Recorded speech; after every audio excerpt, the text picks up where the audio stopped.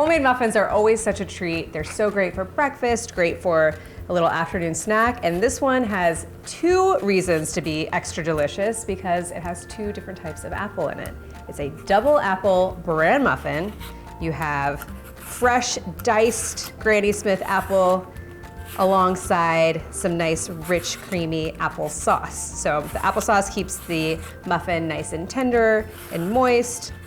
The fresh Granny Smith adds a really nice flavor explosion, and the wheat bran makes it so good for you. So to get started, I'm just gonna peel this Granny Smith apple. I like to use Granny Smith because they're nice and tart and they keep a nice crisp texture when you're baking with them. So just shoot for about 1/4 inch dice here. I'm gonna slice off the little cheeks. All right, so there's a reason why they say an apple a day keeps the doctor away. Apples are a rich source of dietary fiber, really high in vitamin C, and they're just a pleasure to eat, so. This really adds a nice texture to the muffin. It's kind of like a little hidden treasure in there. All right. So this should be about a cup. Just slide this off to the side while I get started on the dry ingredients. So start with a cup of all-purpose flour. If you want to do 1/2 cup of all-purpose flour and 1/2 cup of whole wheat flour, that would be great. Add a little bit more flavor and nutrition to the muffin. Then I have 1/2 cup of wheat germ. The recipe calls for either bran or germ, so maybe we'll take a second to talk about the differences between the two. The germ and the bran are usually what's stripped away when they create things like white flour. So this is the really nutritious seed center of the wheat kernel, the germ. This is high in really, really great unsaturated fats, which is why you usually see the toasted wheat germ, which is in the jar, always in the fridge because it'll go rancid quickly because of the high oil content. Now, if you were using bran, also delicious, that is really high in insoluble fiber, so it'll make you feel nice and full for the entire morning and promote happy digestion. I think that's a nice way to say it. We have 2 tablespoons of millet. This is a whole grain, super delicious, gluten-free. If you already have a bag of it in your pantry, this is a great thing just to like sprinkle into baked goods because the kernels stay whole, so you get this little like confetti scenario. I have 1 teaspoon of baking soda, help with the leavener, 1/2 teaspoon of kosher salt. This just helps balance out all the flavors.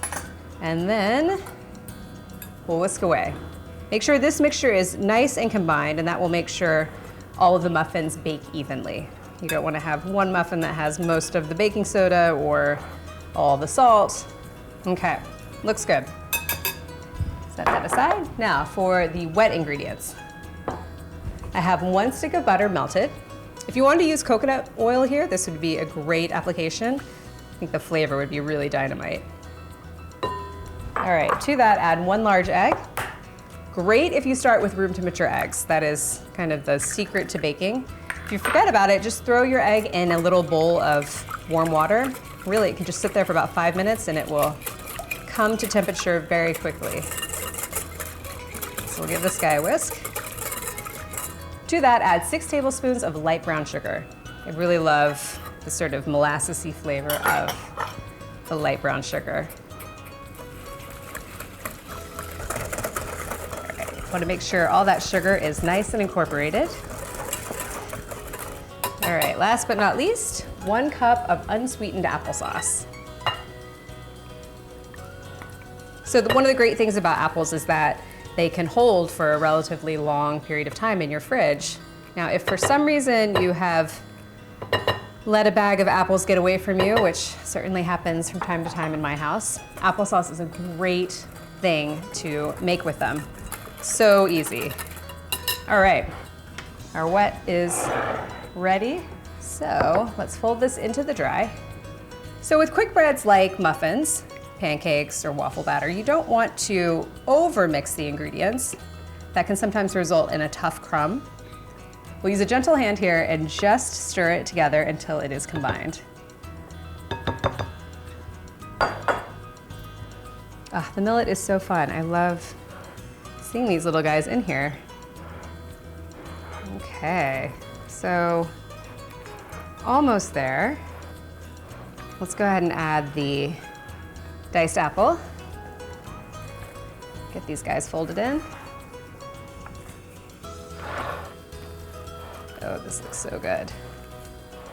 So here's a fun sort of like helpful tip if you want to make homemade muffins in the morning and maybe mornings don't run super smoothly for you. You can get all of your dry ingredients combined and just held in like a little Tupperware on the counter, and you can get all of your wet ingredients ready to go. Keep them separate in the fridge, and then all you have to do is combine everything like this. All right, so into our muffin dish. I line these with paper wrappers. Find the paper wrappers just make it a little bit easier to grab and go. This is definitely one you can just grab on your way out the door. Using a cookie scoop here is the key. Really makes it so much easier. Definitely makes the muffins a little bit more even so everything bakes nicely. The cookie scoop is definitely an MVP in my kitchen. All right, just give a little tap tap. All right, so into the oven these go. They're gonna bake at 350 degrees for about 24 minutes until they are golden. All right, muffins are out, they've cooled. I had the patience to let them cool a little bit. Let's give it a try. Chock full of apple. So good. Delicious. Really flavorful, super easy. These are the muffins to make even if you're not a morning person. You're gonna love them. Cheers.